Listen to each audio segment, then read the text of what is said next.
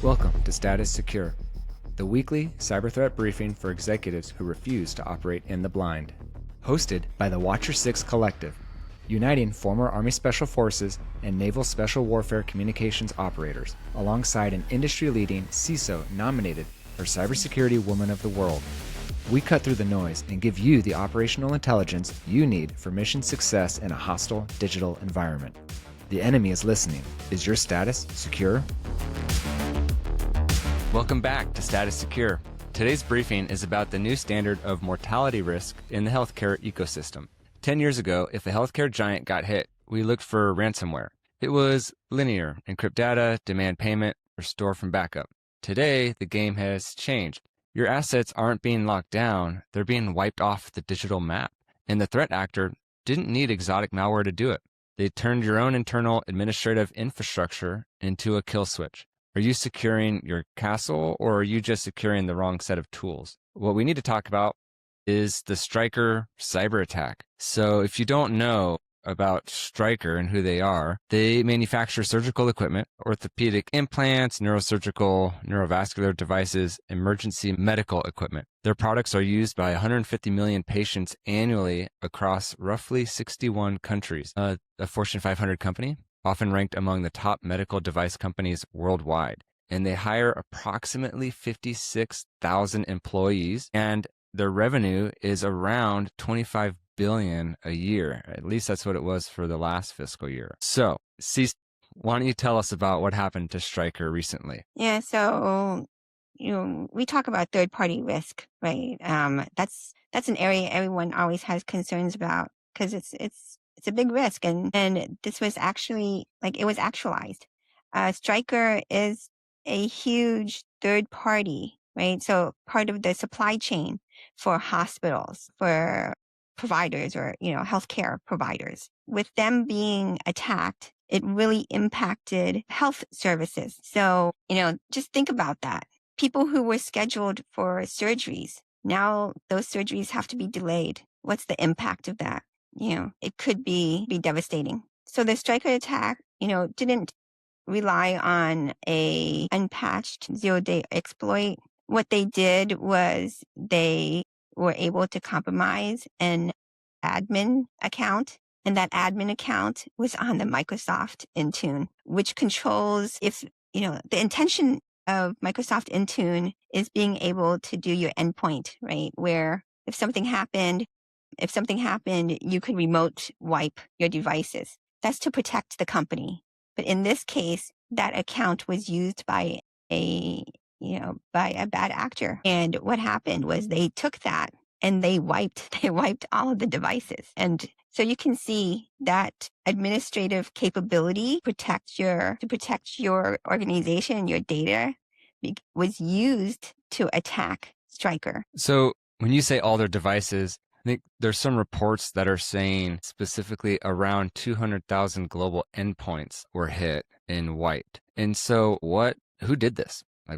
What happened? Because it wasn't malware, right? And you just kind of explained that. So why was this done, and sort of what was the intention, the outcome that these people were looking for? So the attackers, this was attributed to the Iran-linked group Handala. And so if you have not been paying attention, which every security person should be, right?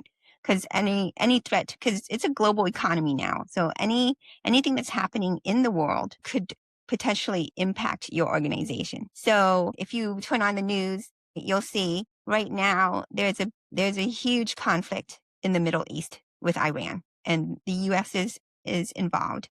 So as a part of this attack, and again, I think we might have talked about this, attacks are no longer just on land, in the sea, and in the air. It's now in cyberspace. And this was a planned attack. And so they likely did a phishing, right? A very sophisticated phishing or an info stealer attack, giving them access to the Microsoft Intune console. Okay. And so again, a functionality that is meant to protect, they utilized it to attack. They did a remote wipe command on all of the devices, and you said it, over 200,000 devices. So, what really happened was that the Microsoft environment at Stryker was now compromised, right? It was down. And so now you're looking at, the backbone, right, of Stryker, really. Their ability to do shipment, their ability to pay, their ability to invoice, their ability to,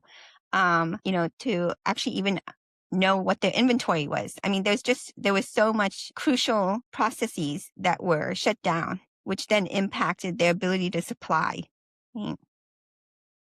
And this is a global warfare, right? Executed by just one administrative button, because Stryker is a global supplier of medical devices. So it affected not only the US, but every country, every organization that relied on Stryker. So what's interesting is I was recently at a conference and I sat down with someone from Stryker, and then we were just discussing things about their company, who they are, what they do, what their needs are, what they were looking for specifically at this conference. And oddly enough, what you just mentioned, we kind of started getting on a rant, just started talking about all of these email phishing things, and the person I was talking to was explaining all of these events that kept happening and happening over and over, and it was so exhausting for them of like, internal, training, right? The internal, like making sure people know how to do this. And then sometimes it was very sophisticated, like man in the middle, like vendor, pretend to be the vendor to get the billing and the invoicing. And it's pretty interesting that you just brought this up, of that could have been how they got in. And we're sitting here talking about how Stryker got hit. And so a question I have for you is, this sounds less like data protection, more like there was some negligence happening. And if the Stryker connected devices like surgical robots or life pack monitors weren't wiped, why did the hospital supply chain still collapse? Again, what I mentioned, which was just the attack was meant to disrupt the supply chain. So if you already had a medical device and it was, it was not connected to Stryker, you were fine, right? That was fine. But, hospitals and healthcare providers order medical devices all the time because, every surgery may be different, right? So that's what they were attacking, the ability, and then also to ship new devices, to manufacture devices, because it's not like Stryker doesn't have a entire waiting to be manufactured and shipped. I mean, this is a well-functioning system, right? Because they've been around for a long time. So just imagine, I mean, in your head, I don't know if you remember what, like, they're called like lines, like, in a manufacturing line, right? So in a manufacturing line, everything has to work correctly or it just stops. So I had an opportunity when I was younger to work in a manufacturing plant, and every single piece on that line, every part of that manufacturing line had to function, or else they shut the line off and then everything stops. So that's what they did. They shut off the manufacturing line. The question was, if the medical devices that are already in the hospitals and the healthcare providers, if they were not wiped, why did it impact? Why was the impact so large? And the answer is that Stryker is a manufacturer of medical devices. So if you think about a manufacturing line, any part of that line goes down, that entire line gets shut off. And now that manufacturer can't meet its orders, can't ship out its product. And so, there was Stryker is huge. They've been around for a long time. There were already orders in the pipeline. There was, those lines got turned off, right? So nothing was being shipped out. And, with that much offline, the backbone of Stryker, right? The back office is shut down, right? So nothing can happen. So they really just turned off the supply to hospitals and healthcare providers. And it's not like the equipment that you have, especially in hospitals, you're getting shipped medical devices all the time. So now if they had a new surgery and they were waiting on something from Stryker, that wasn't coming. So the attack was really to shut off the supply chain, and they succeeded. So, just out of curiosity, for the hospitals that relied on Stryker and getting products from them, if the patient is harmed because of a critical component that where the logistics broke down and they couldn't get that component or however, I guess I'm trying to understand this topic maybe. Is there a situation where because of this, or have you seen if there was anything reported where, I don't know, maybe there was something bad that happened because of the inability to get the equipment from them? Well, yeah, because there's already that Stryker is being sued by the victims of this attack, right? So, which is like healthcare providers, hospitals. And so, and we see this really a lot because now the hospitals are liable, right? The hospitals are liable. Their patients may be suing them, and so now they're suing Stryker, right? That's the chain reaction, right? The response, the response. So what that tells us is that there were victims that were harmed. So, of course, they, sued the hospitals or the healthcare provider, and those healthcare providers are now suing Stryker for any of the damages that they incurred, right? Which might be, restitution to a patient, right? So, I think that everybody along that, like the healthcare provider, the hospital, they have to really understand who their suppliers are, who their critical suppliers are, and have really understand and have an inventory that they can then take and build resiliency plans for. Because Stryker going down, these healthcare providers should have planned for that. Otherwise, sometimes the courts will see, like, especially regulators, HHS, CMS, right? Those folks, SEC, in the case of Stryker, right? That's reasonable care. Did you do everything you could? If you knew they were a critical supplier to you, in the case of the healthcare providers, if you knew they were a critical supplier to you, why didn't you have another supplier available? Yeah, and that is an interesting concept. I guess I'm not really too in that world to know the details on that, but that is something that I've talked about with other people and maybe a different industry is, some of that backup planning. Like in the military, we have a phrase called an acronym called PACE, and it's for emergency planning. So you have your primary, your alternate, your contingency, and then your emergency plan. And that's in case something like this happens. And I'm sure that these hospitals have something like that. But yeah, that's tough. And I'm trying to look up here things that may have happened. And there's a note here, a 5-year-old patient's custom skull implant surgery was forced into postponement because the implant got stuck in Germany. And I guess, yeah, if you look, I'm sure other people can just Google it if they really wanted to. There's all these other things that happen because of it. Yeah, and I would say I think of that specific example and go, well, that's pretty unique. Can you have that in backup, right? Like, how many backups of all these expensive, unique things could you possibly have? I guess that makes this situation even that much more difficult and that much more necessary to not have stuff like this happen. I mean, they talk, everybody does tabletops and they talk about it, right? But you have to really write it down and have a plan. And there are other suppliers. So in an emergency, they call it like, there's contracts that you can put in place, which basically say like you're on retainer. If we have an emergency, we're going to reach out to you. And if you have it available, then you're going to provide it to us. Right at this, because you don't want somebody to gouge you because you're having an emergency, right? So if you negotiate these contracts ahead of time, then during your emergency, it's, you're like, okay, our primary is not available. We'll go to our secondary. We already have a price for this, right? Negotiated with them. So, and it's faster because you're already in their system, right?